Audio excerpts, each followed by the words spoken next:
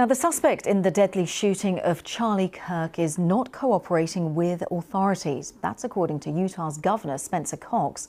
Over the weekend, Mr. Kirk's widow, Erica, gave a tearful address in which she thanked first responders for their efforts and vowed that her husband's voice will remain.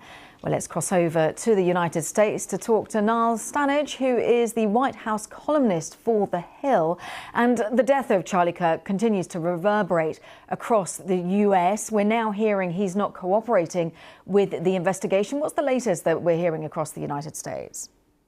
Well, you mentioned Spencer Cox, the governor of Utah, who also said that the suspect in this case harbours leftist ideology, but then went on to add that the motivation precisely for the killing of Charlie Kirk is not clear.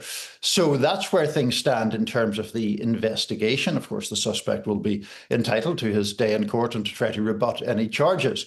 More broadly, there has been, I think, a push from President Trump and from others on the right to try to take punitive action against people who are perceived to be celebrating Kirk's demise online. That in itself is very controversial, partly because of the United States free speech protections and partly because of the idea that this is a partisan push from the right to punish people on the left, and the fear that that may become a wider dragnet. And when it comes to, we obviously saw his widow Erica give a really tearful, understandably, expression of just her sadness about the tragedy that happened. But she has vowed to continue his work. Is that something that we will increasingly potentially make that discourse across the United States, which is already so divided? Will that amplify that, or are we hearing that both sides of the divide want to kind of bring about a more peaceful discourse, if possible?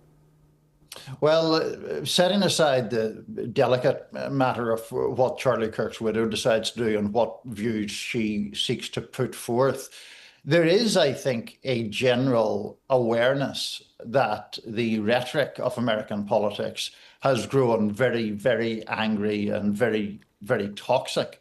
The question is what you do about it and how you do something about it without infringing upon those free speech protections.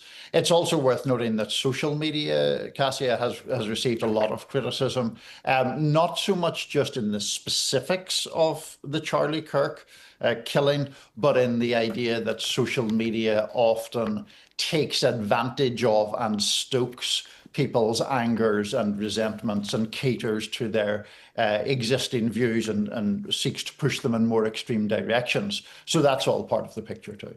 Indeed. Niall Stanage, for the time being, a White House columnist for The Hill. Thank you very, very much.